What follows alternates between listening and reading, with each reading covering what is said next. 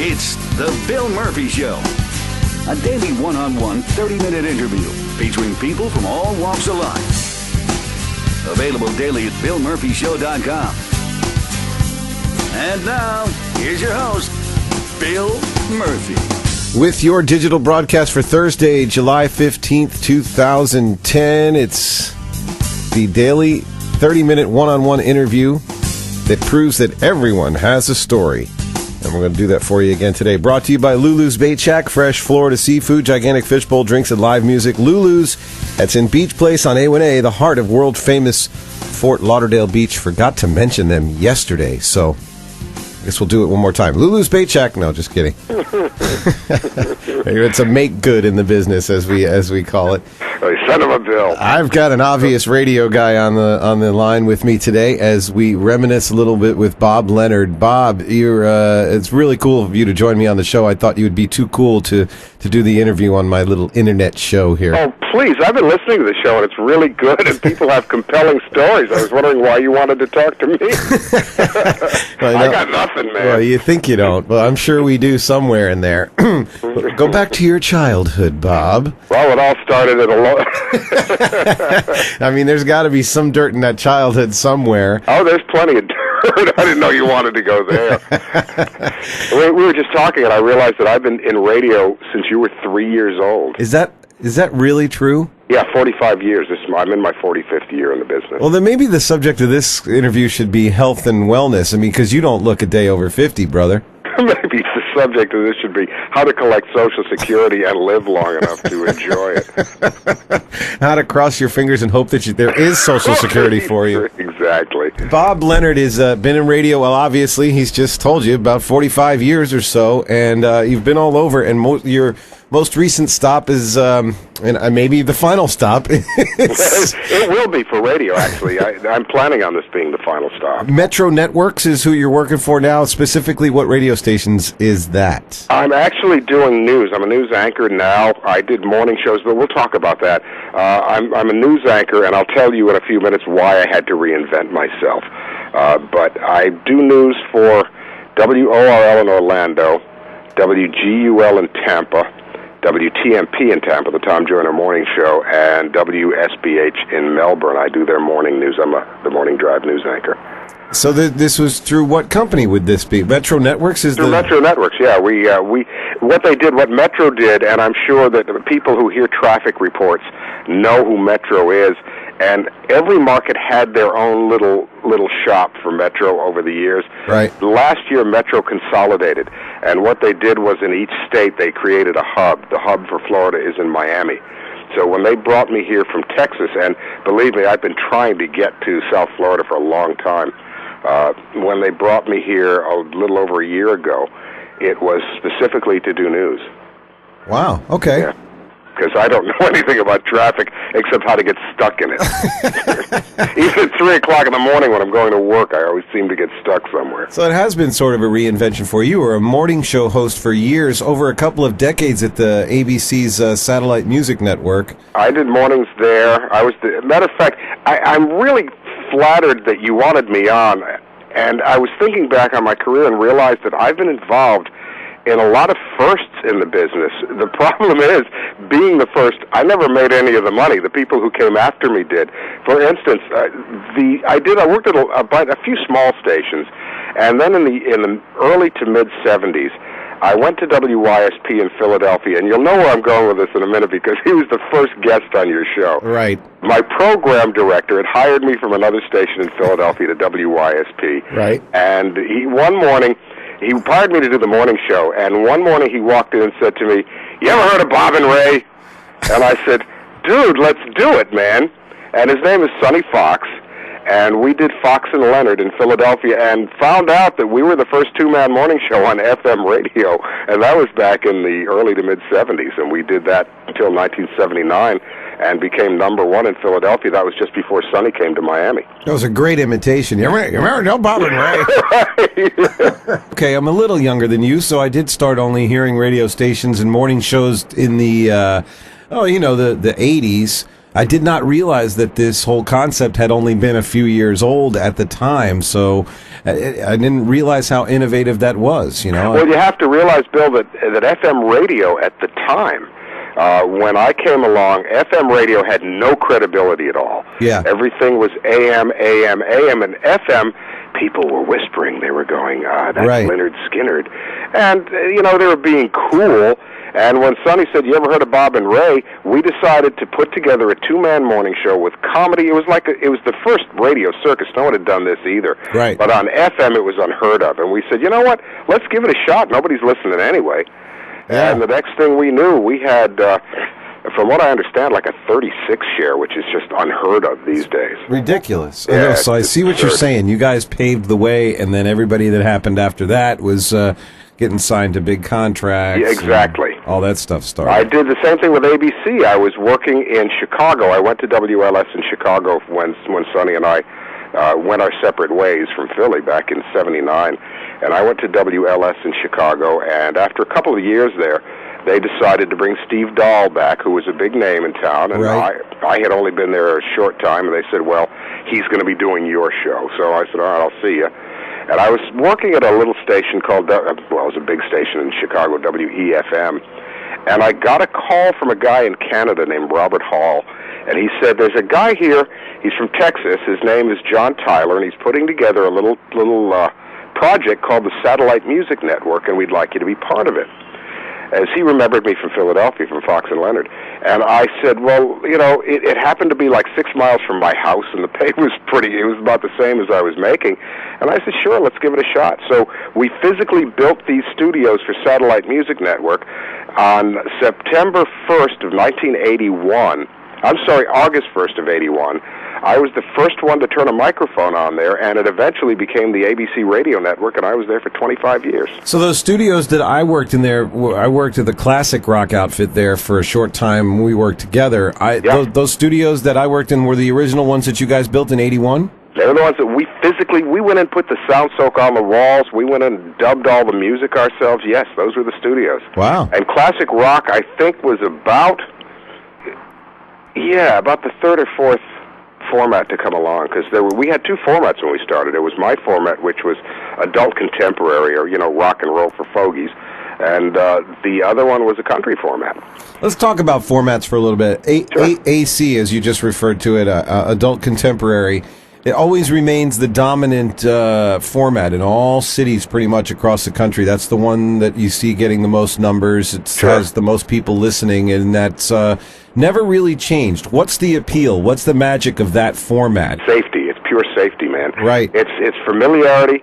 It's music people know and have come to be comfortable with over the years. It's played in doctors' offices. It's played in elevators. Everywhere you go, you hear them. And that accounts for a lot of the numbers. And the numbers translate into sales. And, you find something that's safe, that's comfortable. It's like, I'm wearing a pair of old slippers right now with holes in them that are falling apart.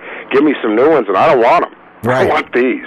Exactly, and that's a shame, actually, that people aren't brave enough to expand their horizons, Well, they've gotten even less brave since what I consider to be the downfall of the industry that I've loved for all these years. And that there are two things that, to me, drove the final nails into creative and fun radio's coffin, and that was deregulation and consultants. Right. Well, there were some good consultants out there. There were some very good ones. I mean, Lee Abrams, it's because of Lee Abrams, and you heard Sonny talk about it on the show. Well, Lee Abrams pretty much invented the term consultant as far as radio goes. Yes, he invented the term when he was 12. He invented the term consultant, and he invented the AOR, or album-oriented rock format, which is what we did in Philly. And he invented he's one of the most inventive guys in the business. And he was the kind of consultant you love to have around. Uh-huh. But then you've got consultants now. Everybody thinks they're a consultant, and they're in a town that they know nothing about, from somewhere else consulting, and dictating to the taste of people that they don't know anything about. And let me give you an example of dictating tastes. When I was at WYSP, and when Sonny and I split, and I was looking for work, I got approached about a job in Los Angeles at KHJ. Okay. So I went out there. I did not like L.A. at all. I hated it. I always did, too, myself. Can't stand it, man. People walking around with scripts under their arms, and that's your waiter. You know, we rent Lamborghinis by the day, you know, so you can show up and look cool. I said, I don't want to live here. But I got offered a job at LS in Chicago, and it was, at the time, it was WDAI-FM. Now, this was 1979, when disco was just killing in New York. Right. It was amazingly hot. And the station, WKTU in New York, had humongous numbers. So they decided, ABC in all of their wisdom decided, well, we're doing this well in New York, let's take it to Chicago. And they had LS's FM, which was WDAI at the time. And they hired me to do the morning show at Disco DAI. Wow. It died in Chicago, man. They did not want to hear disco. It just died. Are you saying now KTU in New York was doing disco at the time? Oh, yeah. I did not know that. I knew that they were an easy listening station right before. They were the disco station in the world back in '79. Matt Plennett from WYSP, who had been our midday guy, came on after me and Sonny. He was the program director, so I called him. He offered me the job. But before that, they were AC, right? I know when I moved to Florida in '77, they were still playing light music. So yeah, they had gone to disco after that. And then they eventually went back, did they not? Or did that became K-Rock later, right? They've been all over the place, man. I think they're K-Rock now, Yeah. Wow, it's great history. Now, you were in radio, started in an era, and are still in it now, at a different era where you've really gotten a comprehensive look at the progression. I'd like to say that my career was sort of the same. It was started in '82, and so I when I got on, it was still fun. But you saw the whole evolution. You saw the consultants come in with their catchphrases, and you saw selectors start up where they started programming the music ahead of time. How much of the philosophies did you find to be very accurate, and which ones were crazy? Let me give you an example. We talk about Lee Abrams, and I have a goal of getting Lee on this show one day and talking very, very in depth about radio. But invite him to lunch; he'll come. There you go. All it takes is some food. I used to do a great Lee imitation too, and I just can't remember. Oh, I can do Lee. You want to hear Lee? How's it going? Hey, how you doing? But anyway, he came up with of course, he invented the term album-oriented rock. He said something to me, to a group of us in a meeting one day. I think it was when I worked for She, when he told us that he believed that the average radio listener, or the normal, I guess stereotypical music lover or radio listener, they develop a taste in music between the ages of 16 and 20. And the music that is your favorite music from the time you're 16 to 20 remains your favorite music for the rest of your life. I thought that was an interesting philosophy that stuck with me, and I'm wondering if that's actually true. Do you think that because of the change in times and we're in a different generation now that might not be as true? Or how accurate did you think that was? Well, I'll tell you, back when he said it, it probably was true, but I honestly, because I've worked in music radio for 42 of my 45 years. Wow. My tastes have changed over the years. I mean, when I was driving to Florida from Texas, I hadn't seen Sonny. Sonny's in Pensacola now doing XM. Right. And I said, you know what, I haven't seen him in 34 years. Let me drive through Pensacola and spend the day with him. So I called him, and I got here, and on my way, I was listening to Sirius, and I was listening to the 40s channel, because I like 40s music. It was stuff I thought, it was pretty square, but I got to Sonny's house, I walk in and piped in over his intercom is Sirius's 40s channel. Wow. So we're listening to the same stuff. And, we both love rock and roll, but there's something nice about some Count Basie or some Ella Fitzgerald or some stuff from the 30s and 40s. It's just, to me, it's a comfort music because I heard it around my house as a kid. I was going to say, I know you're not old enough to have grown up listening to 40s music, but so your parents listened to a lot of that when you were growing up. My mom was just a jazz freak, so I'm a huge jazz fan. I mean, I love jazz. I play it. I love it. I have a taste for rock and roll because, excuse me, I have to clear my throat before I talk. It's like this is radio. My first record that I ever owned, I had to be 7 or 8 years old, and my grandmother asked me what I wanted for my birthday, and I said, I want you, I need you, I love you. She said, I love you too, but what do you want for your birthday? That happened to be an Elvis Presley record, so she bought me the 45 by Elvis. The flip side, I believe, was Heartbreak Hotel or something, or it was the flip side of Heartbreak Hotel. Okay. And so I kind of grew up with rock and roll, too. Yeah. And I was not a Beatles fan. When they came to, when the British invasion hit, I was a junior or senior in high school. And all of my friends and were all into the Beatles, but I was into Motown, and I went, I don't want to hear this British crap. Give me some good music from Detroit, man. Wow. And the timeless music that it is, some of the greatest music ever out of it's amazing stuff. Motown. You just can't get any better than Marvin Gaye or Smokey Robinson, man. I'm telling you. But I like the Beatles now too. Yeah, well, who doesn't, right? Who doesn't? Yeah. So I guess the philosophy was great when he said it, but I mean, there's just so much has happened since then, and our accessibility has changed so much that. Well, yeah, there are too many variables. I mean, your show is on the internet, right? And it can be very successful on the internet. It is. Wait. People can hear this? What, are you kidding me? well, I didn't know anybody was listeing. Give me a break. Recording this to play it for my mom. Well, but it can be successful with your mom, and you couldn't have done that years ago. And I have 5 kids who range from 15 to 35, and then I figured out what caused it and said that's enough. Yeah, right. But my 15-year-old knows nothing but the technology of today. Yeah. I mean, she doesn't know what it's like to have 3 channels on a black and white TV that you have to cross the room to change. Right. When I was a kid, Bill, we didn't have television.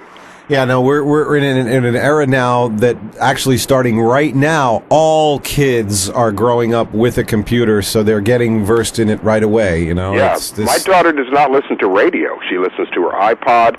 She listens to, stuff on the internet.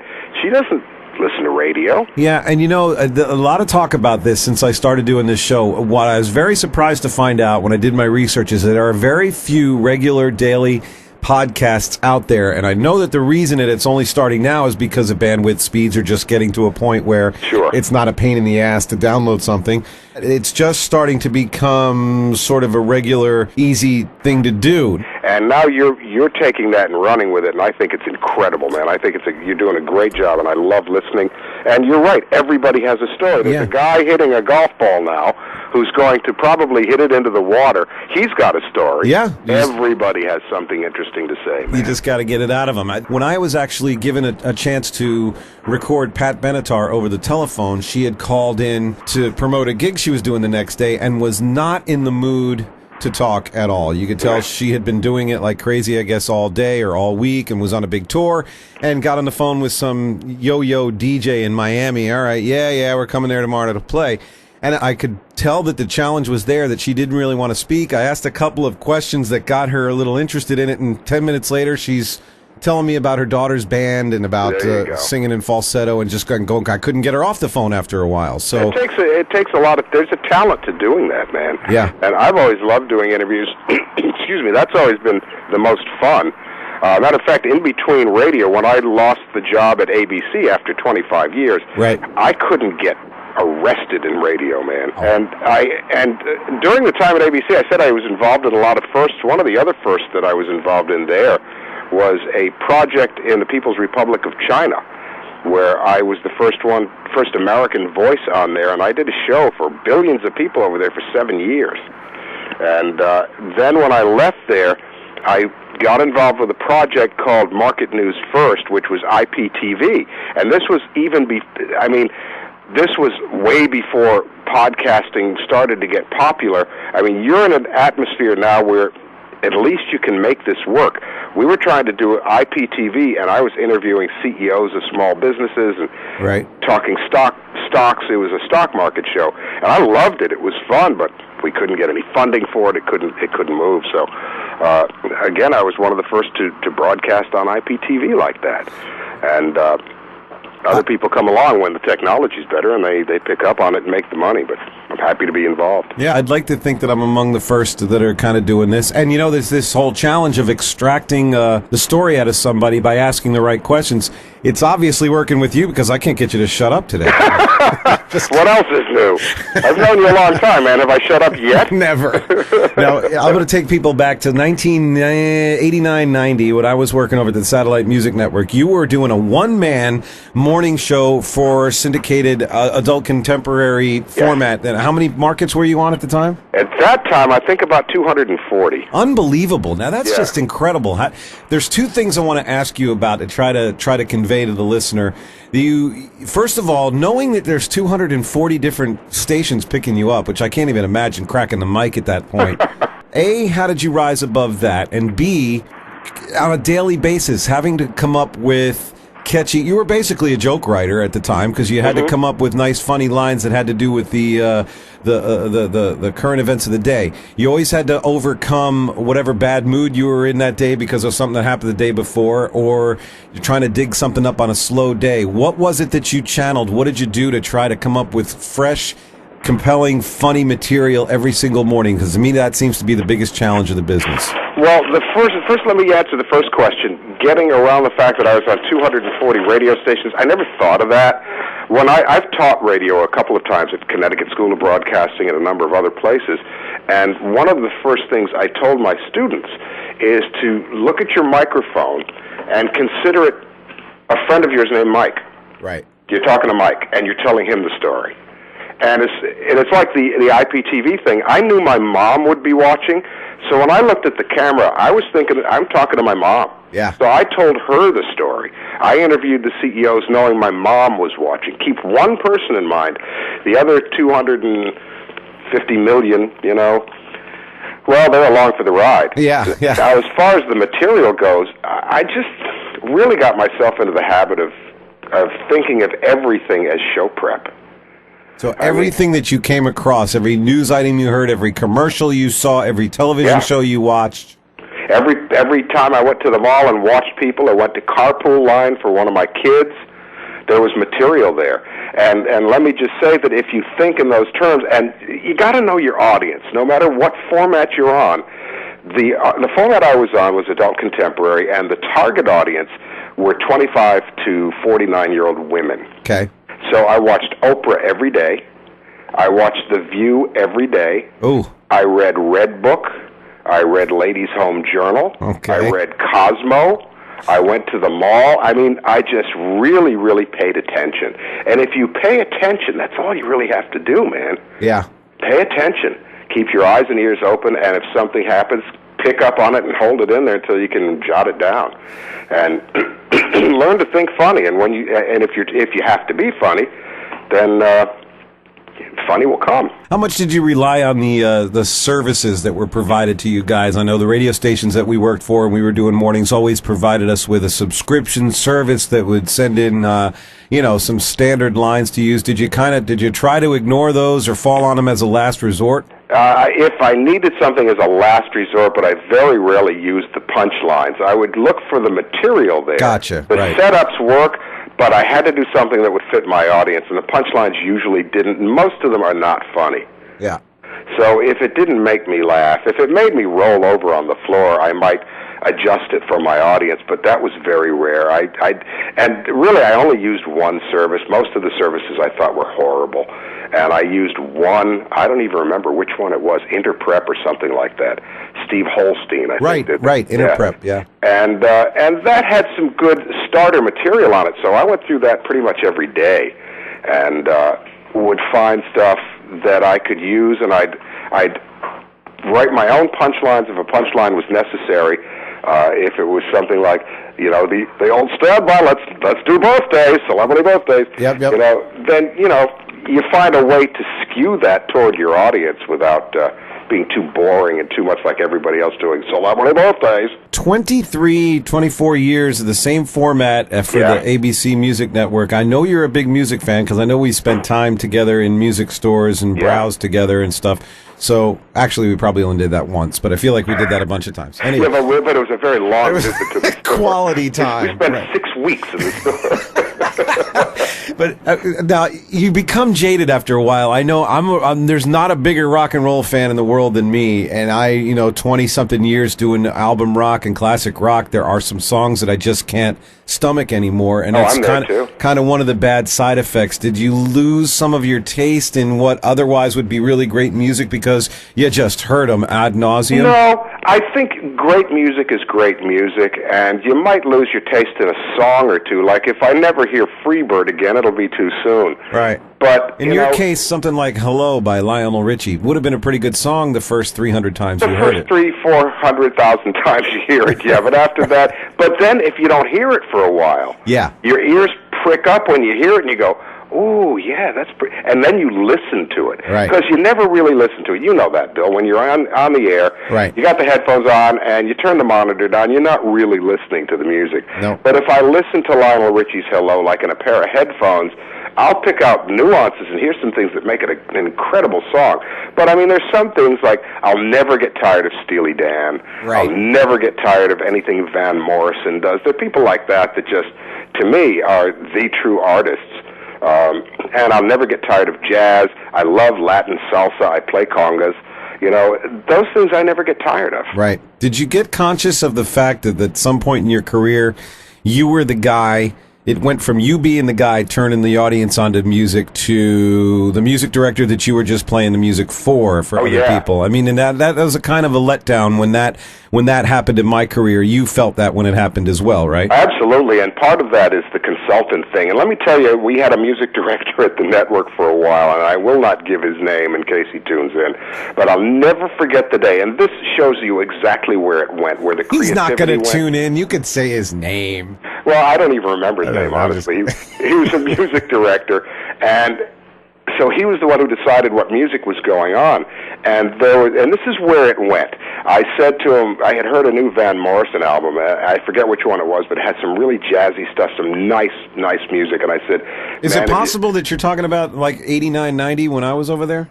It's very possible, yeah. Because I remember we were premiering a new Van Morrison record, and I think you may have heard it coming out of my studio. I probably did. I think I vaguely remember this. And I went into him and I said, "Man, this new Van Morrison is out of this world. It's amazing." And his response was, "And that brown-eyed girl really tests well." And I just dropped my jaw and I went, "What?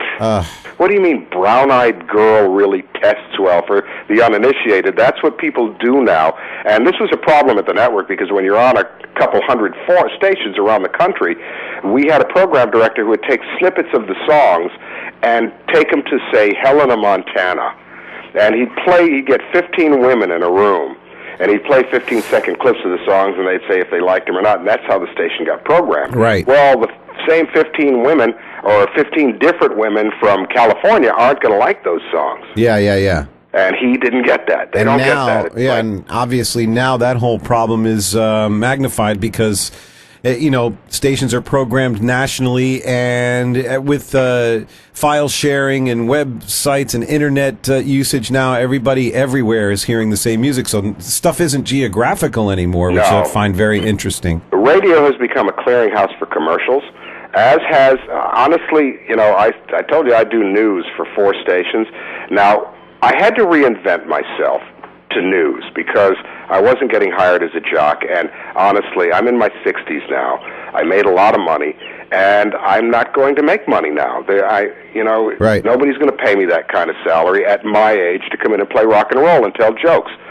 So I was having a really bad day. I hadn't found work in over a year. We had gone through the entire 401k. We lost our house. We're down to absolutely nothing. Sitting in Dallas, Texas, wondering, how am I going to make ends meet? How am I going to pay the bills and buy food? I'm having a pity party. And my wife and my 2 youngest daughters walked into the bedroom as I'm laying in the fetal position, and they've got a little cupcake with a candle on it, and they started singing for He's a Jolly Good Fellow. Man, I started crying, and I realized I'm the richest guy in the room, man. Yeah. Now's the time to reinvent and go out and start taking care of my family again. So I decided I wanted to do news. And I had gone to this MN1 thing that I told you about, the Market News First IPTV deal, and they said to me, you've been in radio, we want you to do a newscast. Well, I'd never done news, so they wanted me to do an hour-long newscast. So I'm creating all kinds of stuff to do in there. Like I did a thing called Chart Improv, where they would throw up pictures of stock charts, and I'd make stuff up on the spot. I'm doing improv. Saying, wow. Oh, that's Felix the cat. Can't you tell it? And I'm doing all kinds of things with that, and I'm writing this news and creating this news, and thought, you know what, let me learn how to do news. So I sent an air check, which is a little bit of tape, to show what you can do on the air, to the number one news talk station in Dallas, WBAP. But the air check I sent them was a smooth jazz air check. It was me doing smooth jazz, which had nothing to do with news. I'm thinking, this is the dumbest thing I've ever done. Right. Well, it turns out the program director, the news director, liked my voice, and he said to his assistant news director, listen to this guy. She said, I've worked with him. I taught with him. He's a pro. Bring him in. He'll learn what to do. Wow. So they brought me in on weekends, and when Citadel, which is another classic case of a big conglomerate coming in and taking over everything and getting rid of everybody and syndicating like Ryan Seacrest around the world and taking the rest of our jobs, they came in and eliminated the afternoon drive news position. So they said to me, would you fill in till we can figure out what to do? And I said, sure, with the ulterior motive to learn everything I could. There you go. So that when they said, and I did everything I could do there, man. I mean, yeah, I'll do the weather phone, sure, I'll go rip some copy. And it turned out that when it came time to make a final decision, they called me and said, we've got no choice, man. Would you like the job? So I was their afternoon anchor for, I guess, 2 years before I was transferred. I transferred to Miami. Where you go for the final phase of your career in your life. Well, I've been trying to get here because, as you know, I told you I have 5 kids. 2 of them, my 2 oldest, live in Orlando. And there you go. My grandkids live in Orlando. Wow. And I figured I just need to get to Florida. Right. Well, I always wanted South Florida. I love it here, man. Yeah. And they said, well, we're doing our hub in Miami. Would you come and do it from there? And I thought, 4 hours away. I had never seen my grandkids. I've seen them twice since I've been here already. So I couldn't turn this down, and I love being here. And, yeah, this will be the final phase because when it comes time to collect full social, I'm going to do it. Yep. I want to fish. I want to play golf. I don't want to play radio anymore because it's not the same business that you and I were in.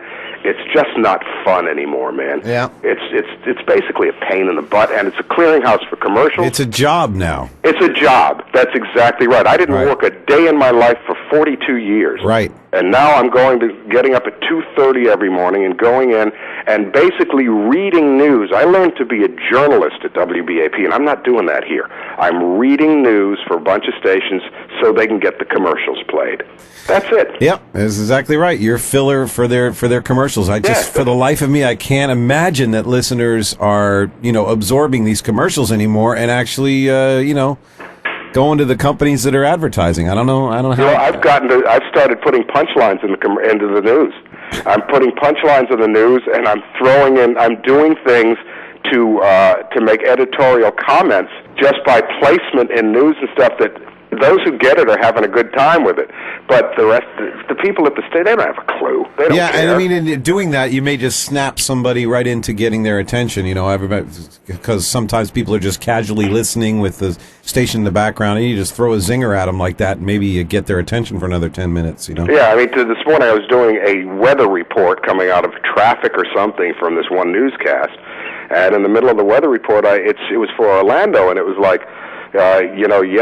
today's going to be cloudy in the afternoon with showers and thunderstorms, highs in the 90s. Tomorrow, cloudy in the afternoon with showers and thunderstorms. The next day, cloudy in the afternoon with showers and thunderstorms. And in the middle of the forecast, I said, "Boy, I feel like I just got out of the School of Redundancy school," and then went on with the rest of it, and let it go. I'm sure. We were in a rock and roll station down here, and I forget which program director it was. Just decided he had enough of us doing news or doing weather.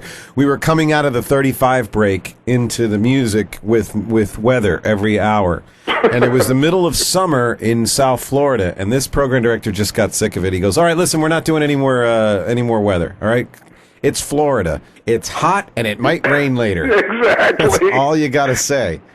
Sonny and I created a bit back when we were doing our show, and again, this was back in the days when people were whispering the name Leonard Skinner to be cool, and we decided to have some fun.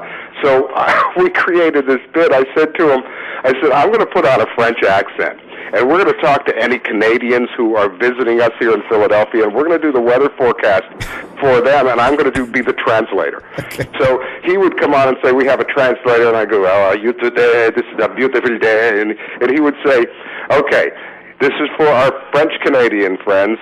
It's going to be partly cloudy and cold today, and I'd say, look for a few clouds and some cold weather today. And I do the whole thing in English with a French accent. Right. And but you still needed a translator. It's right. That was the translation. It was English with a bad French accent. I love it. And we did that in all kinds of languages. I did it in Spanish. We did it in Hebrew. I just put on different accents and did it in English and changed his words. Oi, is it going to be hot? Oi. That's right. Look at that sun. Oi, God, Volk, look at this. It's going to be so hot it'll make you plots. Exactly. Bob, this could go on for an hour. It's everybody has a story, but I should change it after this episode to everybody has a touching story. That whole cupcake thing was almost brought me to tears, brother.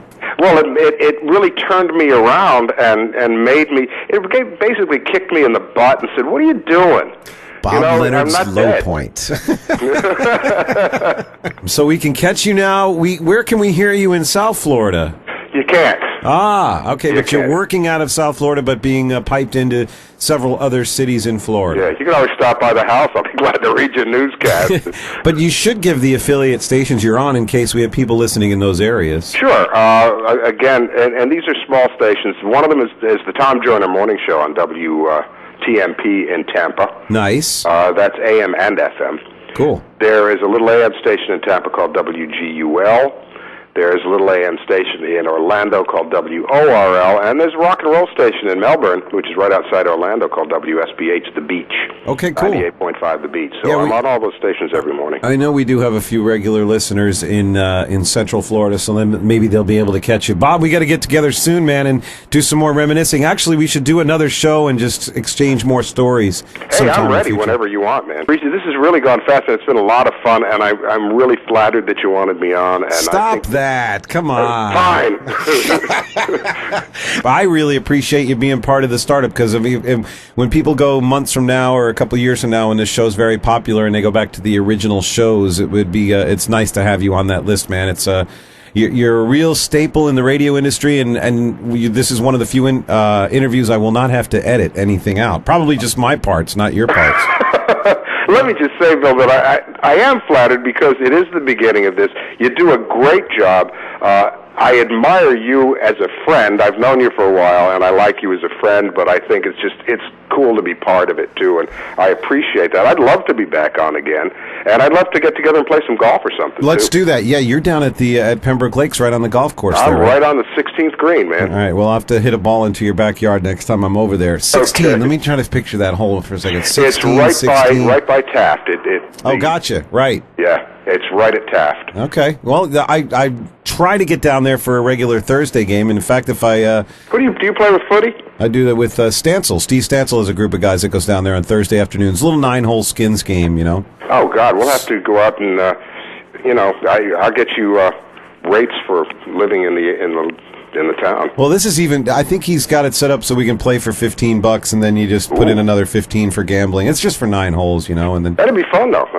Include me one day. I most certainly will, my brother. Bob Leonard, I really appreciate you coming on the show today. I know you don't mind hanging with me for a second while I give a couple of other items to the listeners. We want to say thanks for the patience for trying to download. I know some of the shows have been coming out fragmented or short. I'm working on all the elements. Every minute that I'm not doing an interview, I'm got my head buried under the hood trying to figure out all this internet stuff on my own and make it as easy for everyone as possible. But we appreciate everybody hanging in there with me. I want to congratulate Summer, the first winner on the Bill Murphy Show. We gave away some clothing last week, and Summer is the winner. We want to congratulate her again.